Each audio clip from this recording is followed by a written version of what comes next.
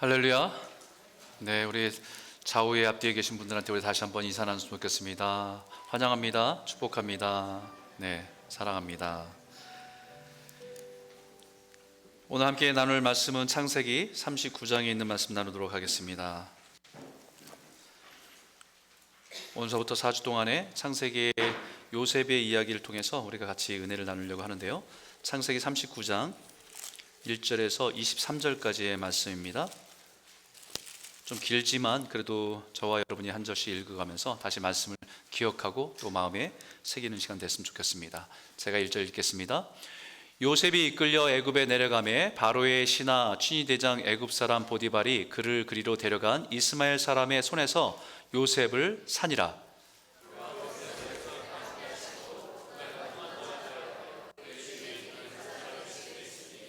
그의 주인이 여호와께서 그와 함께 하심을 보며 또 여호와께서 그의 범사에 형통하게 하심을 보았더라.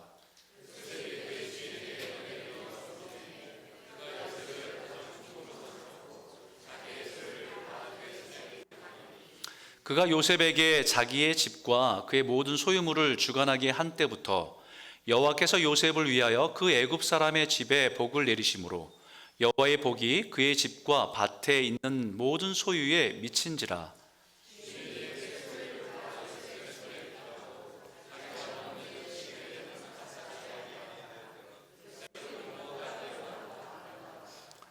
그 후에 그의 주인의 아내가 요셉에게 눈짓하다가 동침하기를 청하니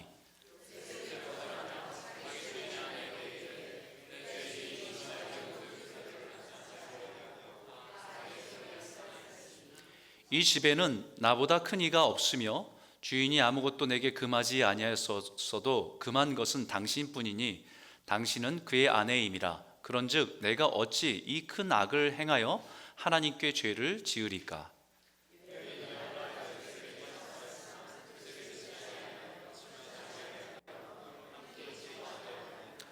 그러할 때 요셉이 그의 일을 하러 그의 집에 들어갔더니 그 집 사람들은 하나도 거기에 없었더라.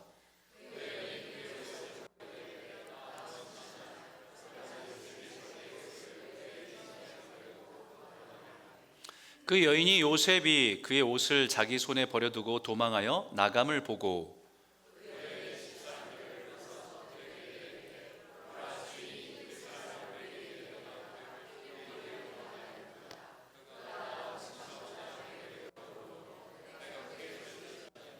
그가 나의 소리 질러 부름을 듣고 그의 옷을 내게 버려두고 도망하여 나갔느니라 하고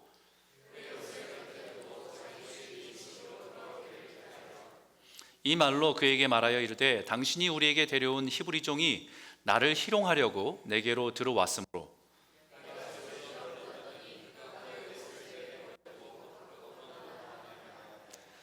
그의 주인이 그의 아내가 자기에게 이르기를 당신의 종이 내게 이같이 행하였다 하는 말을 듣고 심히 노한지라.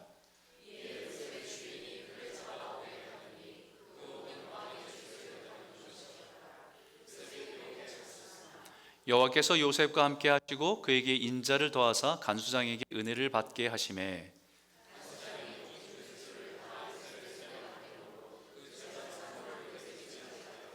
간수장은 그의 손에 맡긴 것을 무엇이든지 살펴보지 아니하였으니 이는 여호와께서 요셉과 함께 하심이라. 여호와께서 그를 범사에 형통하게 하셨더라. 23절까지죠. 네. 계속 읽다 보니까 계속 언제까지 읽는지 더 까먹었습니다. 예, 성경에 많은 인물들이 있는데 많은 분들이 성경 인물들을 좋아하는 그 인물이 있습니다. 그 중에서 많은 사람들이 좋아하는 인물 중에 넘버 원, 넘버 투 이렇게 얘기하면 아마 요셉, 다윗, 베드로 이렇게 얘기할 겁니다. 그래서 아마 이 5번째 손가락 안에 늘 드는 캐릭터가 인물이 아마 요셉일 것 같아요. 다윗이나 요셉일 것 같습니다. 왜냐하면 꿈꾸는 요셉은 어릴 때부터 하나님께 주셨던 꿈으로 인해서 여러 가지 고난을 경험했지만 결국은 놀랍게도 인생 대박이 나서 애굽의 총리가 되는 기적 같은 이야기. 그런 이야기를 들을 때마다 우리 어릴 때는 이 이야기가 우리들의 가슴을 벅차게 했던 것들을 기억합니다. 그리고 성경적인 의미를 보아도 요셉은 예수님의 예표라고 할 정도로 예수님의 모습을 많이 담고 있는 인물로 표현된 사람이 요셉입니다. 그래서 예수님의 모습들을, 요셉의 그 고난받는 모습과 또 그의 인생이 걸어가는 모습을 보면서 참 요셉의, 예수님의 모습들을 우리가 생각해 볼 수 있고 또 묵상해 볼 수 있는 인물이 아닌가 생각해 봅니다. 그래서 오늘서부터 4주 정도 요셉의 인생을 통해서 우리에게 말씀해 주시는 그 의미와 은혜들을 나누려고 합니다. 아마 요셉 이야기는 잘 아실 거예요. 대부분 많은 사람들이 다 잘 아실 겁니다. 그의 아버지 야곱이 사랑하는 아내 라헬 때문에 20년을 하루같이 일했습니다. 그 라헬을 아내로 얻기 위해서 너무 사랑했기 때문에. 그래서 그 라헬을 통해서 얻은 아들이 요셉이고요. 아내가 4명이, 두 사람이 레아와 라헬이 있고 그 여종도 아내로 삼았으니까 4명의 아내를 통해서 난 아들들이 12명이 됩니다. 근데 자기가 정말 사랑했던 라헬의 아들이기 때문에 이 야곱은 요셉을 특별히 사랑했어요. 다른 아들도 뭐 사랑하지 않은 건 아닌데 특별히 사랑했습니다. 근데 그것이 노골적으로 편애를 하게 됐어요. 요셉에게만 채색 옷을 입혀서 특별한 대우를 해 주었습니다. 다른 형제들은 일을 양도 쳐야 되고 농작물도 재배해야 되니까 보통 옷을 입는 것이 일할 수 있는 옷을 입게 했다고 한다면, 이 채색 옷을 입혔다고 하는 것은 색깔만 채색이 있는 것이 아니라 일을 할 수 없는 이런 주렁주렁 장식이 달린 옷입니다. 그러니까 일을 시키지 않았다는 거죠. 근데 이 노골적인 편애는 오히려 형들에게 시기와 질투의 대상이 되게 만들었습니다. 형들의 미움을 받게 됐고 그 시기와 미움은 요셉을 죽이고 싶은 마음까지 갖게 됩니다. 어느 날 이제 그 형들이 들판에 나가 있을 때 그 형들에게 아버지의 심부름으로 그에게 갔는데, 그 형들이 그 요셉이 오는 걸 보면서 죽이자고 마음에 죽이고 싶은 마음을 가지고 요셉을 죽이려고 할 때 르우벤 가장 큰 형이 그렇게까지 생명을 해칠 일까지는 아니다 라고 만류해서 결국은 미디안 상인에게 노예로 팔아버립니다. 아버지에게는 그 채색 옷, 아버지가 좋아하는 입혀줬던 채색 옷을 벗겨다가 피를 묻혀서 이 요셉이 우리 가운데 오다가 악한 짐승에게 먹힘을 당했다고, 잡아먹힘을 당했다고 그렇게 아버지에게 보고를 하죠. 그 일을 들은 아버지는 너무나 비통해서 자기 옷을 찢으면서 오랫동안 애통하고 슬퍼했다고 성경은 기록하고 있습니다. 꿈꾸는 요셉, 어릴 때부터 부모로부터 사랑을 받고 자랐습니다. 자기를 특별하게 사랑해주는 그 사랑 때문에 너무 행복했을 겁니다.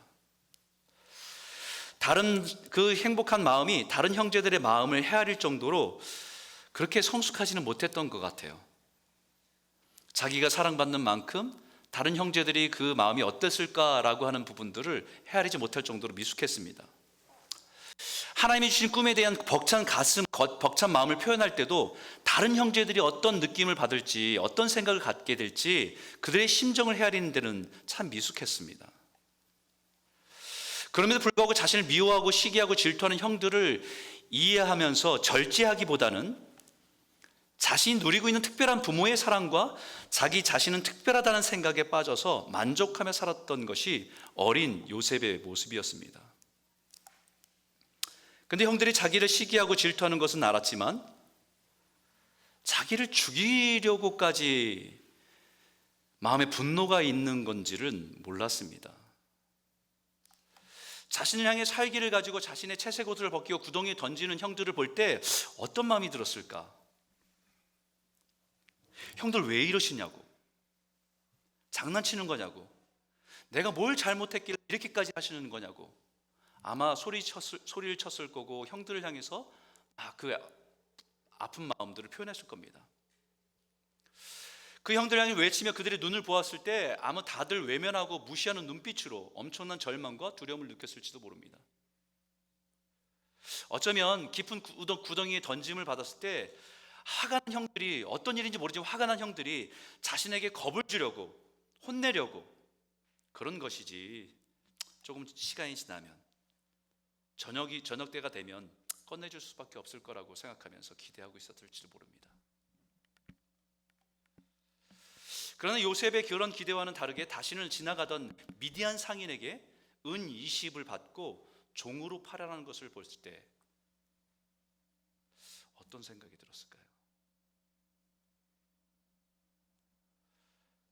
미디안 상인에 이끌려서 붙들려서 종처럼 끌려가면서 형들을 바라볼 때 자기를 외면하는 형들을 볼 때 어떤 마음이 들었을까요? 성경은 이런 요셉의 감정과 생각에 대해서 침묵합니다.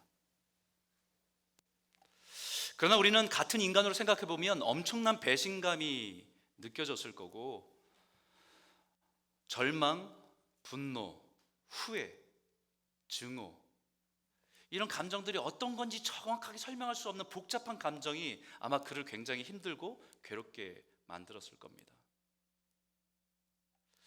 하루아침에 자신의 모든 꿈과 현실은 사라지고 말았습니다. 이제는 앞으로 어떻게 살아가야 되지? 라고 하는 생존의 문제와 싸워야 되는 현실을 만나게 된 겁니다. 이제는 자신의 인생에 대한 꿈을 꿀 수 있는 자유인이 아닙니다. 내가 하고 싶은 게 있고 그것을 이루고 싶은 그런 꿈을 꿀 수 있는 자유인이 아닙니다. 다른 사람의 명령을 따라 살아야 되는 종으로서의 인생을 살아야 되는 처지가 된 것입니다. 그리고 이제는 이 요셉에게 지금까지 자신의 인생에 한 번도 생각해 보지 않는 낯선 현실이 시작됩니다. 우리 1절 한번 읽어볼까요? 같이 한번 읽겠습니다. 시작. 요셉이 이끌려 애굽에 내려가매 바로의 신하 친위대장 애굽 사람 보디발이 그를 그리로 데려간 이스마엘 사람의 손에서 요셉을 사니라. 여러분, 이 상황 자체가 얼마나 비참해요. 나도 남의 집에 귀한 자식인데 다른 사람에 의해서 물건처럼 사고 팔리는 인생이 되어버린 것입니다. 나도 내 인생에 대한 꿈이 있는 사람인데 이제는 내 인생에 대한 어떤 계획도 세울 수 없는 한 집에 한 사람의 주인의 종으로서의 비참한 인생을 살게 된 겁니다. 자신이 꿈꾸었던 꿈을 가지고 한 걸음 한 걸음 나아가면서 위로 그 꿈을 향해서 걸어갈 수 있는 인생을 살 줄 알았는데 이제는 끝도 어딘지 알 수 없는 밑바닥으로, 인생이 밑바닥에 던져진 인생을 경험하게 되는 겁니다. 제가 좋아하는 시인 중에서 한국의 정호승이라고 하는 분이 계신데 그분이 그 시 중에서 이런 시가 있더라고요. 바닥에 대하여 라는 시가 있어요. 거기에는 이런 구절이 있습니다. 바닥까지 가본 사람은 말한다. 결국 바닥은 보이지 않는다고. 바닥을 딛고 굳게 일어선 사람들도 말한다. 더 이상 바닥에 발이 닿지 않는다고. 발이 닿지 않아도 그냥 바닥을 딛고 일어서는 거라고. 아마 많은 사람들이 자신 인생에서 인생의 바닥을 치는 경험을 해본 사람들은 이 말의 의미가 무엇인지 깊이 느껴질 겁니다. 우리 인생이 진짜 힘든 거는, 어려움을 당할 때 진짜 힘든 거는 끝이 어딘지 모르기 때문에 힘들죠. 내가 지금 겪고 있는 이 어려움이 언제 끝날지 모르니까 더 힘든 겁니다. 어떻게 다시 일어나야 될지 모르기 때문에 힘든 거지요. 살아보려고 터우적대고 발이 닿지 않기 때문에 고통스러운 것입니다. 요셉의 상황이 그렇습니다. 절망과 낙심이 끝이 보이지 않는 구덩이에 던져진 것 같기 때문에 정말 힘들었을 겁니다. 그런 현실 속에서 요셉의 인생의 반전이 시작됩니다. 2절인데 우리 큰 목소리 한번 읽어볼까요? 함께 읽겠습니다. 시작. 여호와께서 요셉과 함께 하심으로 그가 형통한 자가 되어 그의 주인 애굽 사람의 집에 있으니. 요셉의 상황과 현실은 변하지 않았습니다. 혹시 그 애굽 땅의 미디안 사람에게 끌려가서 보디발의 집에 있으면서 한낱 신라 같은 희망이 있었다고 한다면 혹시나 자기에게 그렇게 했던 형들이 후회하고 달려와서 지금이라도 자기를 찾으러 오지 않을까?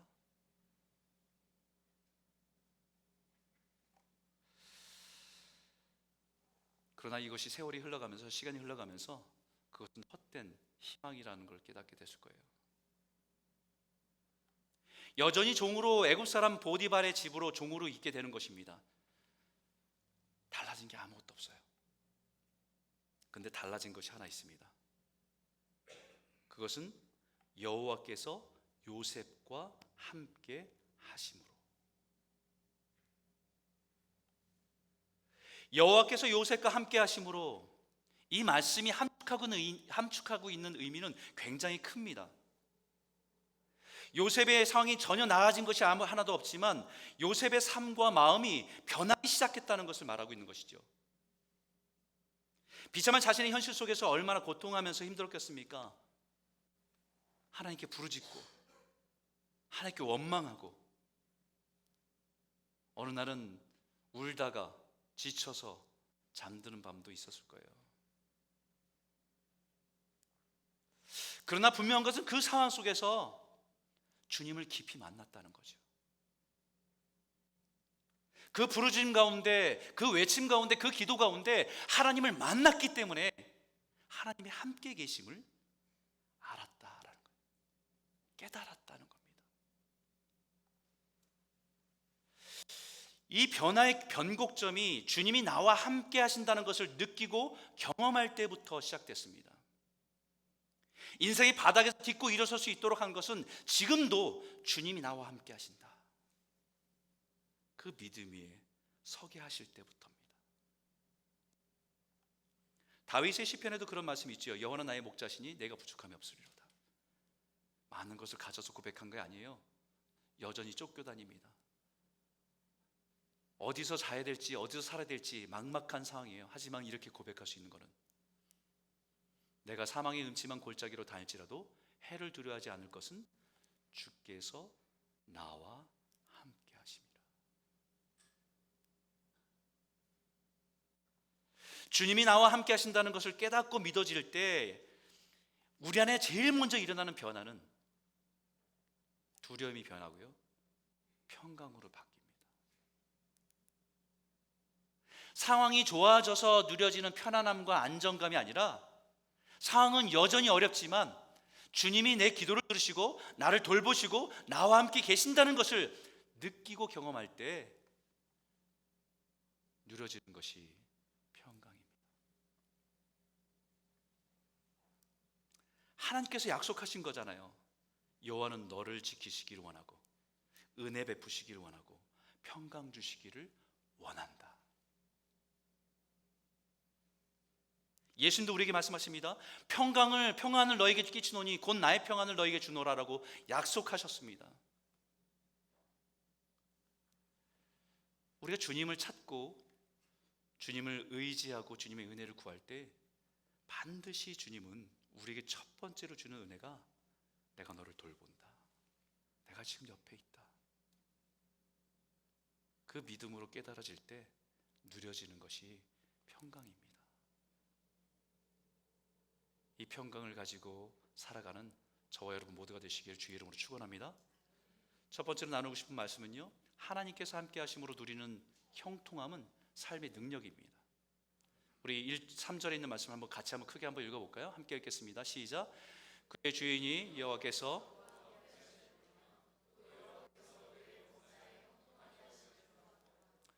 그의 주인인 보디발이 요셉을 통해서 무엇을 본다고 하냐면요, 여호와께서 그와 함께 하심을 보았다라고 얘기해요. 여호와께서 그의 범사에 형통하게 하심을 보았다라고 말합니다. 우리 이 말씀에 주목해야 됩니다. 과연 보디발은 요셉의 어떤 모습을 보았길래 그 사람의 요셉의 모습에서 여호와께서 그와 함께 하시고 그가 하는 일마다 형통케 하시는 것을 보았다라고 말할 수 있습니까? 하나님의 함께 하심, 하나님이 동행하심, 그것을 누리는 은혜는 요셉의 내면에서 하나님을 만나고 그 은혜를 내가 간직하면서 내가 바뀐 나만의 느끼는 느낌이 아니라 그런 은혜인 줄 아는데, 나를 지켜보는 세상 사람들도 그것을 보고 안다라고 하는 겁니다. 도대체 무엇을 보고 그렇게 말할 수 있을까요? 주님이 나와 함께 하신다. 도대체 뭘 보고요?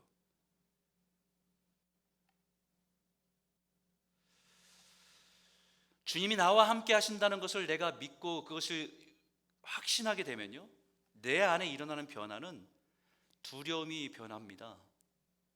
평강이 있습니다.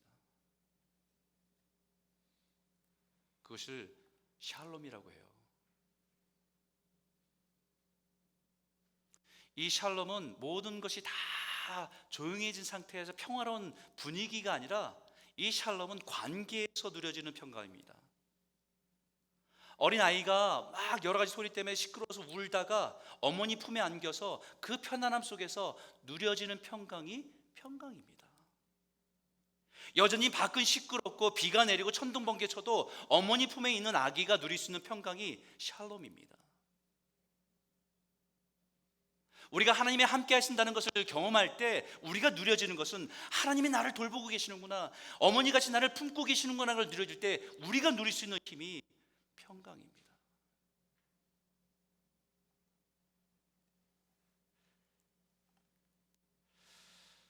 여러분, 사람들은 이 형통하는 단어를 되게 좋아하잖아요. 우리가 새해마다 인사를 할 때마다 만사 형통하길 바랍니다, 뭐 이런 인사도 하잖아요. 형통이란 단어는 뭐냐면, 그냥 그 원래대로 단어를 얘기하면 내가 원하고 내가 뜻한 바가 그대로 이루어진다라고 해서 그것이 형통하다고 얘기합니다. 형통, 막히지 않고 내가 뜻한 것, 내가 계획한 것이 다 이루어진다, 그것이 형통함이라고 얘기해요. 근데 성경은요, 내가 원하고 내가 뜻한 것이 막혀도 형통하기라고 얘기해요. 지금 이 요셉의 상황에서는 형통한 게 아니잖아요. 망한 겁니다. 인생 쫄딱 망한 겁니다. 근데 성경은 뭐라고 하냐면 그가 형통했다라고 얘기해요. 하나님 보실 때 형통했다는 얘기는 내가 원하는 뜻대로 내가 원하는 것이 다 되어서 모든 것이 순조롭게 됐다는 걸 형통했다고 얘기하는 것이 아니라, 내가 하나님의 뜻 안에 있다라고 하는 것이 형통했다는 것입니다. 내가 고난을 지나가도 내가 그 고난 속에서도 하나님의 뜻 안에, 하나님의 계획 안에 있다는 것을 경험하는 것이, 그것이 형통했다는 것입니다. 하나님이 함께 하신다는 걸 누릴 때 내 안에 샬롬이라는 평강이 흐른다고 했잖아요. 그러면 겉으로도 드러납니다.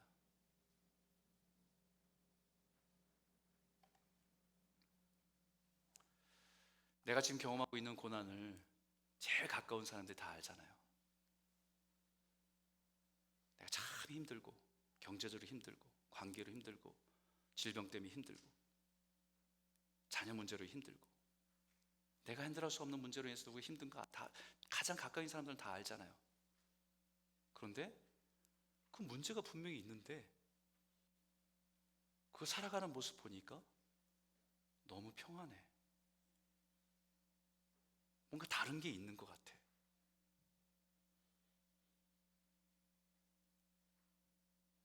보디발이 요셉을 보면서 본 것이 그거예요. 야, 너 형들, 네 가족들한테 팔렸다며. 근데 지금 보니까 너무 평안하다. 네가 믿는 그 하나님이 너를 지키시나 보다. 이걸 본 거예요.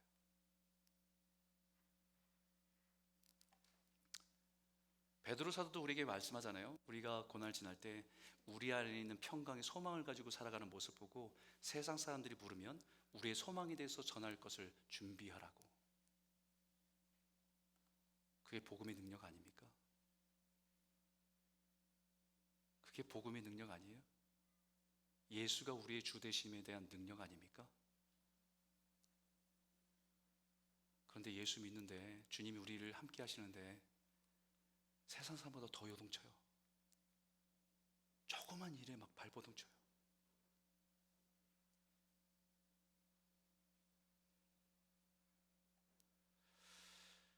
우리의 상황은 변하지 않았지만 하나님이 나와 함께 계시기 때문에 그 평강을 가지고 누려가는 힘은, 삶의 능력이 있습니다.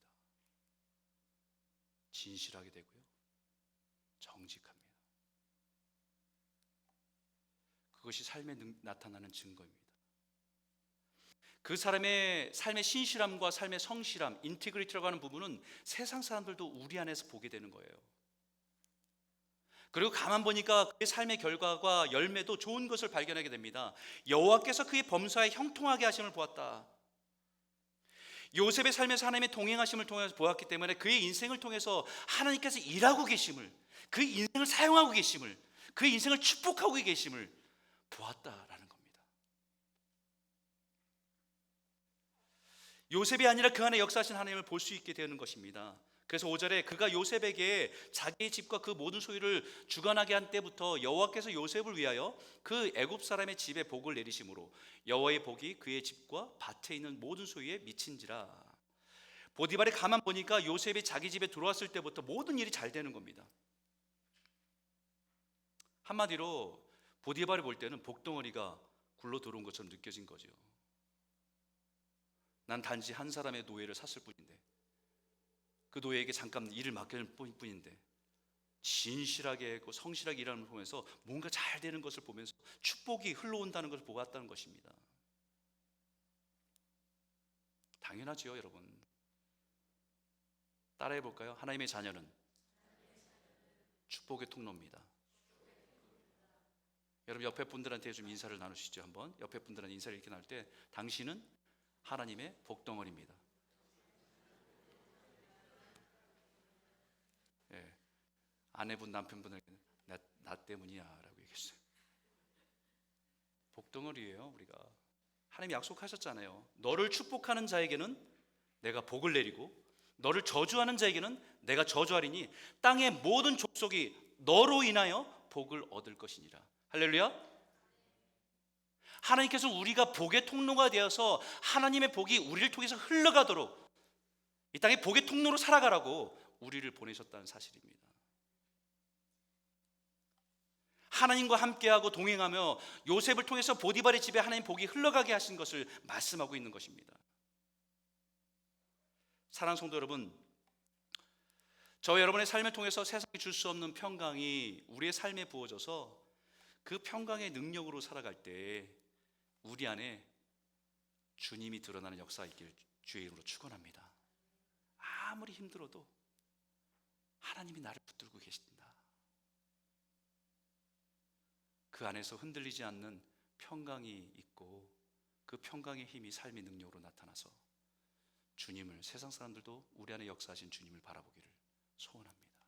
두 번째 말씀은요, 하나님께서 형통하게 하신 인생은 시험과 유혹에 단호하고 정결합니다. 우리 6절에 있는 말씀인데 같이 한 목소리 읽겠습니다. 시작. 주인이 그의 소유를 다 요셉의 손에 위탁하고 자기가 먹는 음식 외에는 간섭하지 아니하였더라. 요셉은 용모가 빼어나고 아름다웠더라.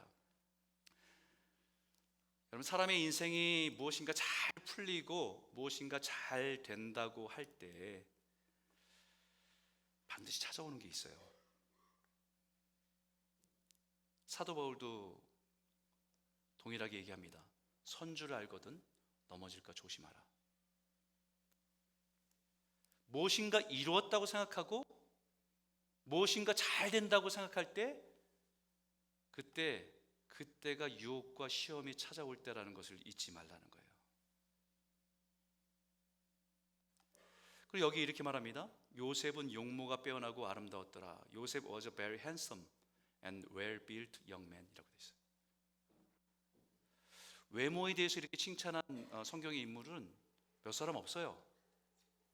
외모에 대해 이렇게 칭찬해 준 딱 4사람입니다. 동일한 표현을 가지고 표현한 거는. 첫 번째 요셉, 다윗, 사울, 압살롬. 누가 봐도 외모가 출중한 인물들이었습니다.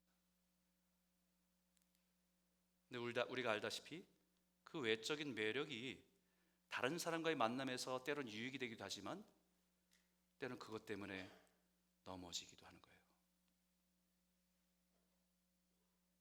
사람마다 장점과 단점이 다 있죠. 우리는 우리에게 주신 장점을 가지고 극대화돼서 우리의 삶을 펼치기도 하지만 때론 그 장점 때문에 넘어지기도 합니다. 그 장점이 바로 넘어지고 실패하는 원인이 되기 때문에 조심해야 된다고 말합니다. 요셉에게는 보디발의 아내 유혹이 그치지 않고 시도 때도 없이 유혹을 했습니다. 주인만 나가면 다가와서 동침하자고 유혹했습니다. 한두 번 그러지 마시라고 거절했겠지만 계속된 유혹에 어떻게 해야 될지 난처한 상황에 처하게 되었습니다. 주인이 보디발에게 이 상황을 얘기할 수 없는 상황입니다. 그렇다고 적당히 그 아내와 관계를 맺고 그 집에서의 자신의 입지를 넓혀갈 수도 없는 문제입니다. 그렇다고 해서 자기가 종의 신분이기 때문에 사표를 내고 다른 집으로 마음대로 갈 수 있는 상황도 안 됩니다. 자칫하면 지금까지 쌓아놓은 모든 신뢰와 안정된 자리마저도 위태로워질 수 있습니다. 종으로 팔려와서 지금까지 신실하게 충성되게 열심히 일해서 그 집을 모든 것을 관리할 수 있는 관리자에 올라와 있는데 그나마 올라갔는데 자칫하면 그 모든 것들이 다 무너질 수 있고 잃어버릴 수 있습니다. 그러나 요셉은 단호한 원칙이 있어요. 9절에 보니까 이 집에는 나보다 큰 이가 없으며 주인이 아무것도 내게 금하지 아니하였어도 금한 것은 당신뿐이니 당신은 그의 아내미라. 그런즉 내가 어찌 이 큰 악을 행하여 하나님께 죄를 지으리까? 하나님께 어떻게 죄를 짓겠습니까? 요셉에게는요, 자신의 인생의 목표를 이루는 것보다 더 중요한 것이 있어요. 그 목표를 이루기 위해서 죄의 유혹과 타협하지 않는다는 겁니다. 자신의 인생의 성공을 위해서 죄와 타협하지 않는다는 겁니다. 때로는 그 목표를 이루기 것보다 하나님 앞에서 범죄하지 않기 위해서 멀리 돌아가도 그것을 선택할 수 있다는 거예요. 보디발의 아내에게 이것은 주인인 보디발을 위해서도 할 수 없는 일이고, 그것보다 이 일은 하나님 앞에서 죄를 범하는 일이기 때문에 할 수 없는 겁니다. 그럼에도 불구하고 보디발의 아내가 집요하게 포기하지 않고 유혹할 때 12절에 이렇게 말하죠. 같이 읽을까요? 함께 읽겠습니다. 시작. 그 여인이 그의 옷을 잡고 이르되 나와 동침하자. 그러나 요셉이 자기 옷을 그 여인의 손에 버려두고 밖으로 나가매. 보디발의 아내 무엇을 두고 버려두고 갔다고 그럽니까? 요셉이 자신이 입고 있던 옷이에요. 성경이 이것을 계속해서 강조해서 반복해서 얘기합니다. 15절에도 그의 옷을 버려두고, 18절에도 그가 그의 옷을 내게 버려두고. 요셉에게 그 옷은 지금까지 자기가 살아온 삶의 수고와 보상입니다. 보디발의 종이 팔려와서 성실하고 진실하게 살아온 삶에 대한 보상과 인정이 그 집을 관리하는 관리자로서 입혀진 옷입니다.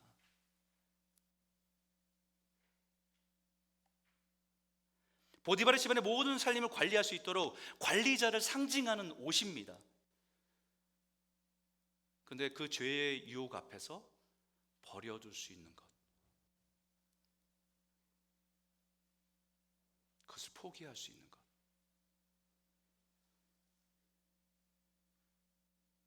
그것은 하나님 앞에 형통함으로 살아가는 것을 선택하기 때문에 포기할 수 있는 거예요.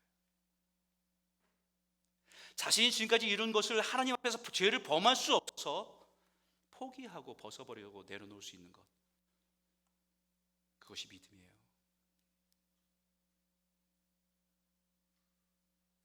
많은 사람들이 자신들이 이룬 것을 지키려고 하다가 죄와 타협하고 무너지는 일들이 얼마나 많은지 모릅니다. 그래서 스코틀랜드 스필 작가인 토머스 칼라일이라고 하는 분은 이렇게 얘기해요. 역경은 종종 누구에게나 다 힘들다. 그러나 역경을 견뎌낸 사람이 100사람이라고 한다면 번영의 때를 실족하지 않고 제대로 견뎌낸 사람은 단지 한 사람 정도에 불과하다. 인생의 역경과 고난들은 누구에게나 다 찾아옵니다. 원하든 원하지 않든 어려움들은 다 찾아와요. 근데 그 고난과 역경을 믿음으로 통과해내는 사람들이 100사람이 있다고 한다면 통과해내고 나서 모든 게 다 잘 돼요. 내가 원하는 데 다 아무 문제 없는 인생을 사는 것 같아요. 근데 그때의 유혹과 시험에 다가올 때 그것을 통과해내는 사람은 한 명에 불과하다는 거예요.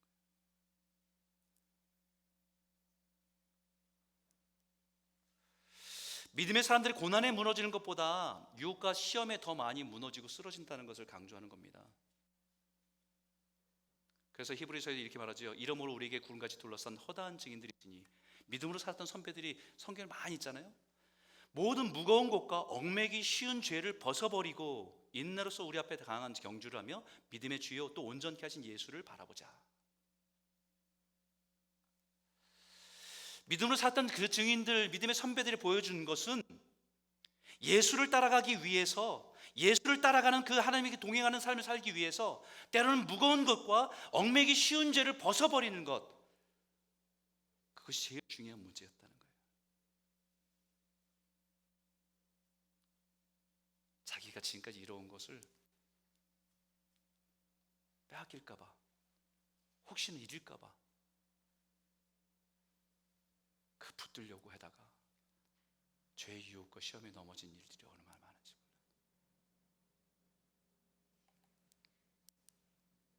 당장 나에게 손해와 이익을 따지는 것이 아니라 내 인생의 주인 되신 하나님 앞에서 우리의 믿음 내 주인 되신 그 예수를 바라볼 때 벗어버릴 수 있고 내려놓을 수 있고 때로는 포기할 수 있는 게 실력이에요.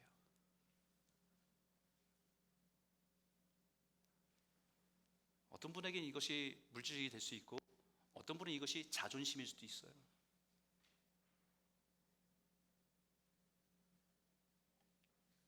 그리고 하나님 앞에 정결하고 진실하게 살아가는 것이 하나님과 함께 형통함을 걸어가는 삶입니다. 사랑하는 성도 여러분, 평안하십니까? 아무 문제 없으세요? 제일 위험할 때예요. 여러분 안에 고난을 통과하고 계십니까? 하나님이 함께 하신 그 형통함의 은혜를 맛보고 누리시기를 주의 이름으로 축복합니다. 세 번째 말씀은요, 하나님께서 형통하게 하신 인생은 은혜로 살아가게 하십니다. 20절과 21절에 있는 말씀인데 같이 한번 크게 읽겠습니다. 시작. 이에 요셉의 주인이 그를 잡아 옥에 가두니 그 옥은 왕의 죄수를 가두는 곳이었더라. 요셉의 옥에 갇혔으나 여호와께서 요셉과 함께 하시고 그에게 인자를 더하사 간수장에게 은혜를 받게 하시며. 여러분, 진실하게 살려고 하는데요, 억울한 상을 당하게 되면 진짜 힘들죠. 낙심됩니다. 유혹을 피해서 순결한 삶을 살려고 하는데 오히려 신의를 지키려고 노력을 했는데 인생이 더 오히려 꼬인 것 같으면 하나님을 원망하게 되는 것은 자연스럽지 않을까요? 요셉도 보디발의 아내를 유혹으로부터 보디발의 신의를 지키고 무엇보다 하나님께 죄를 짓지 않기 위해서 몸부림쳤는데 그 결과가 감옥입니다.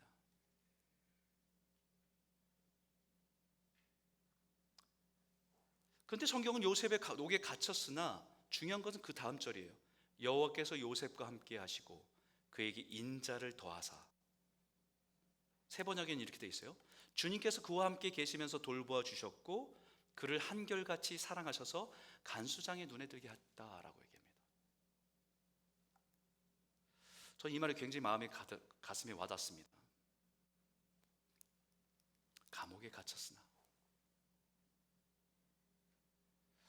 인생의 목표한 것을 이루지 못했으나 원하는 대학에 가지 못했으나 사업에 실패했으나 건강을 잃었으나 중요한 건 그게 아니고 그 다음 절이에요. 하나님이 인자를 더하사. 이 인자가 헤세드란 사랑이란 얘기예요. 변함없는 무조건적인 사랑, 그 사랑을 우리에게 다 베풀어 주시는 하나님의 사랑이 있는데 그 사람에게 그 은혜를 더하여 주신다.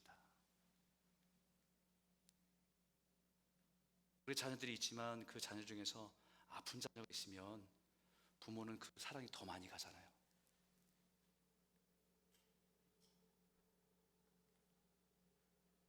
오히려 하나님의 크신 사랑을 더 깊이 많이 누리는 축복의 현장이 감옥이었다는 겁니다. 오늘 이 은혜가 저와 여러분 삶 가운데 더 부어지는 은혜를 누리시기를 주의 이름으로 축복합니다.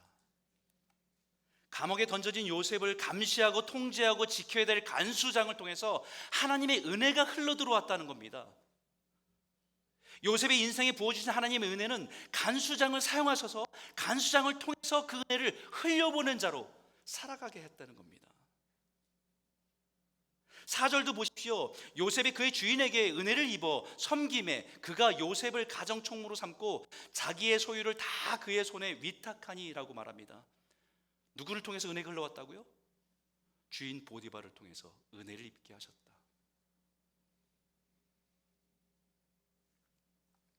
저는 우리 자녀들에게 늘 강조하는 게 있어요.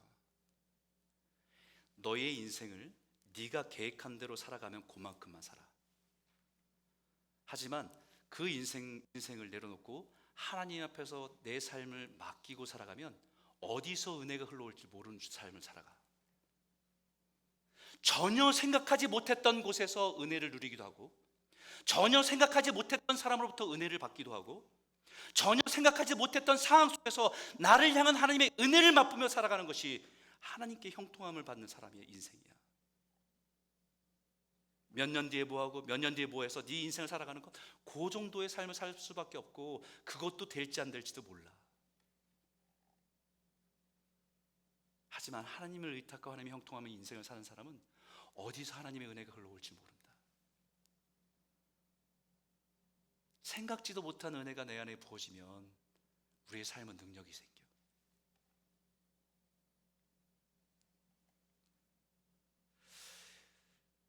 직장 동료를 통해서, 성도를 통해서, 교회를 통해서 전혀 생각하지 못한 곳에서 나를 돌보신 하나님의 은혜가 흘러오면 하나님 그렇게 은혜를 부어주신다.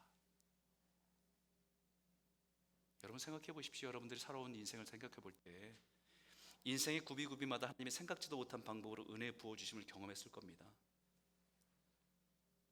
믿음으로 제대로 살았다면.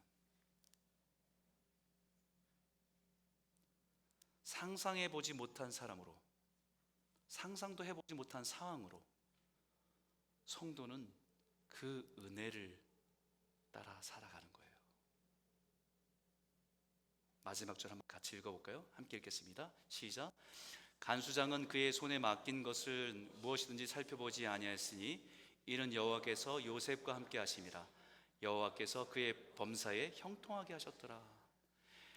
여호와께서 요셉과 함께 하심이라. 여호와께서 그를 범사에 형통하게 하셨더라. 여전히 감옥입니다. 근데 범사에 형통하게 하셨더라. The Lord made it succeed라고 되어 있어요. succeed. 성공이란 단어잖아요.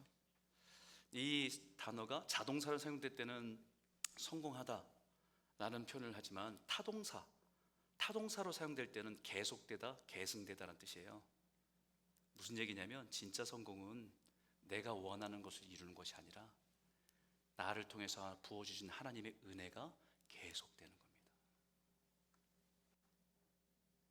나를 돌보신 하나님의 은혜가 계속되는 거예요. 그게 형통함입니다. 진짜 성공은 하나님께서 함께 하시는 형통함이 끊임없이 이어지는 것입니다. 우리는 나를 통해서 하나님의 복이 흘러가는 자로 살아야 해요. 나에게 그 복이, 은혜가 흘러오고 또 나는 누군가에게 이 은혜를 흘려보낸 자로, 그게 하나님 앞에서 형통한 자의 인생입니다. 사랑하는 성도 여러분, 오늘 이 말씀처럼 상황에 따라 바뀌는 것이 아니라 주님을 통해서 흘러오는 형통함의 은혜가 우리의 삶에 채우고 우리의 삶을 통해서 누군가에게 흘려보낸 축복의 통로로 살아가는 저와 여러분 모두가 되시길 주의 이름으로 축복합니다. 같이 한번 기도할까요?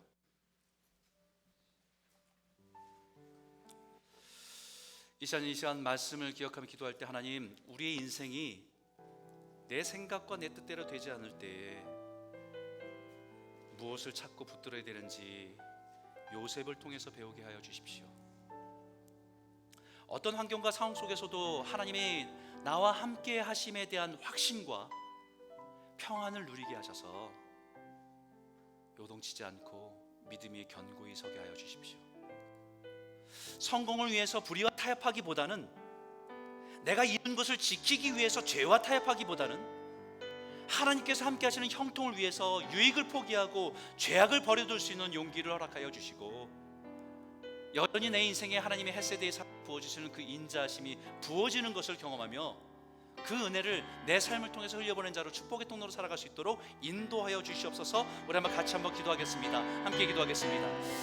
하나님 아버지 감사합니다. 하나님 아버지 오늘 이 말씀을 통해서 우리가 주님께 기도합니다. 함께 하나님 요셉의 인생을 통해서 주님을 발견하기 원합니다. 주님 만나기 원합니다. 나와 함께 계신 주님을 의지하며 살아가게 하여 주시옵소서. 우리 인생이 내 생각과 내 뜻대로 되지 않는데 포기하고 좌절하는 것이 아니라 우리가 무엇을 찾고 붙들어야 될지를 분명히 알아 하나님이 나와 함께 계시면 하는 그 평강과 은혜를 누릴 수 있도록 인도하여 주셔서 세상 어떤 것으로부터 흔들리지 않고 요동치지 않는 우리의 삶이 될 수 있도록 허락하여 주시고 인도하여 주시옵소서.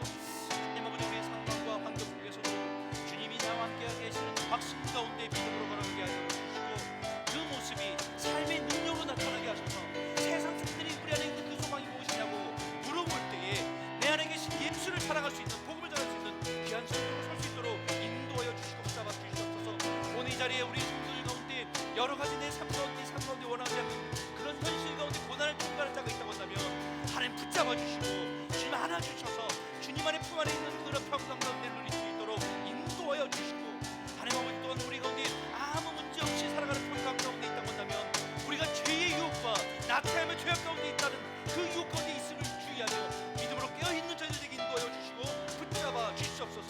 성공 위에 살아가면서 내가 이룬 것을 지키기 위해서 죄악과 타협하는 인생이 아니라 하나님 아버지, 우리가 주님을 경청한 가운데 주님과 동의하는 삶을 살기 위해 하나님 우리가 포기하고 내려놓고 절제하고 믿음으로 살아가는 성도로 될 수 있도록 인도하여 주시고 붙잡아 주시옵소서.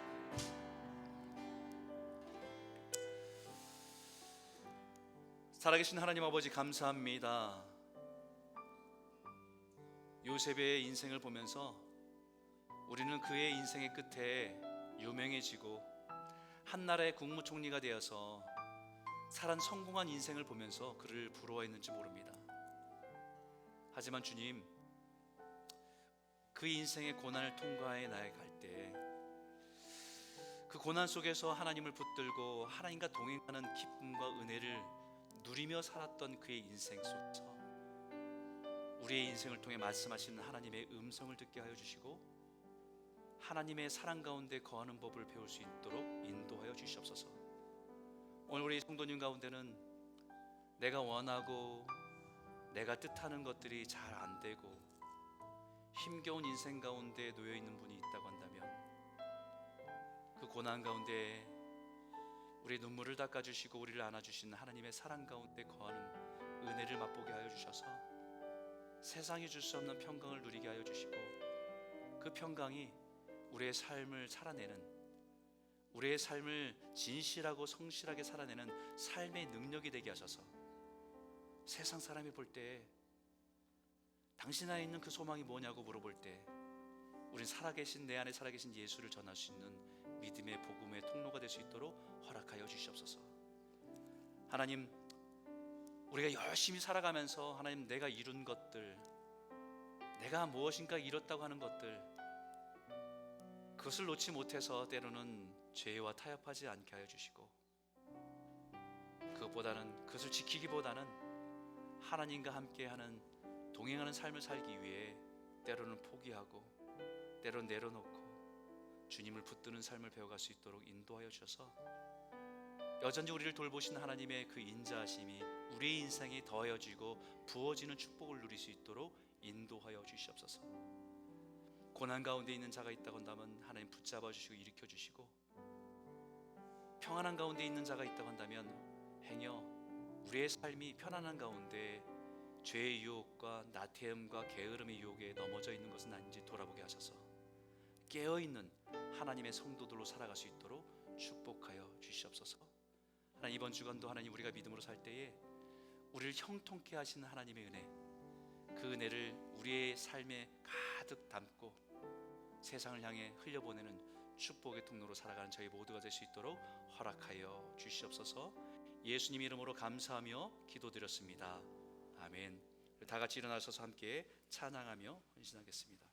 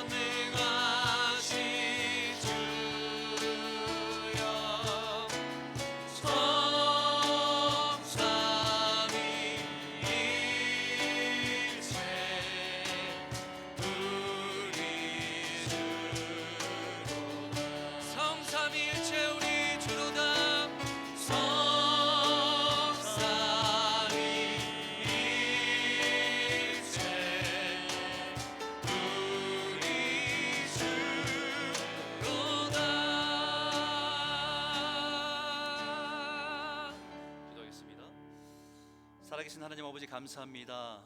우리의 삶 가운데 선한 목자가 되어주신 하나님 진심으로 감사드립니다.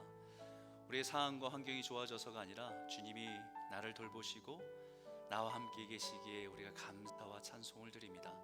하나님, 우리의 삶 가운데 하나님의 은혜, 하나님의 인자가 헷세대의 사랑이 부어지게 하여 주시고 그 은혜를 누리며 살아가는 성도들에게 인도하여 주시옵소서.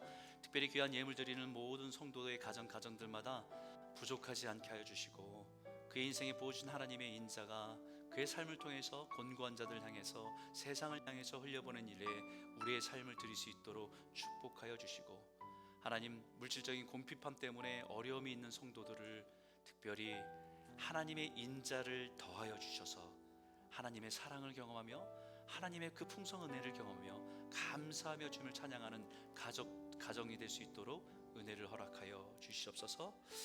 특별히 오늘은 사랑의 시대를 나누는 가정이 있습니다. 우리 백승원 집사님, 홍성희 집사님 가정을 축복합니다. 하나님께서 아름다운 가정을 이루게 하신 지 10주년이 되어서 또 주님께 감사함으로 그 가정의 주인은 주님 되심을 고백하며 예배하며 주님을 섬기는 가정으로 허락하신 그 가정 가운데 예루와 지온이를 양육하면서 하나님의 마음을 배워가는 두 부부 되게 하여 주시고 그 자녀들에게 하나님의 형상이 아름답게 빛나는 하나님의 꿈이 그 자녀를 통해서 이루어지는 것을 함께 보며 기대하며 나아가는 복된 가정 될 수 있도록 축복하여 주시옵소서. 여호와는 내게 복을 주시고 너를 지키길 원하며 여호와는 그 얼굴을 내게 비추사 은혜 베푸시기를 원하며 여호와는 그 얼굴을 내게로 향하여 두사 평강 주시기를 원하노라. 이제는 우리 주 예수 그리스도의 은혜와 하나님 아버지의 무한하신 사랑하심과 성령님의 위로 교통 역사하심이 오늘 우리가 인생의 고난을 지날 때에 그 고난의 현실 앞에서 좌절하고 넘어지는 것이 아니라 여전히 우리를 돌보시고 우리를 사랑하시는 그 하나님과 함께 있는 형통함을 누리기를 소망하며 우리에게 부어주신 하나님의 인자가, 하나님의 은혜가 우리의 삶을 회복하고 충만케 하고 풍성해 할 뿐만 아니라 우리를 통해서 세상의 곳곳으로 그 축복을 흘려보내기를, 축복의 통로로 살아가기를 다짐하는 우리 모든 성도들 머리 위에, 가정과 기업과 자녀 위에 이제로부터 영원토록 함께 있기를 간절히 축원하옵나이다. 아멘.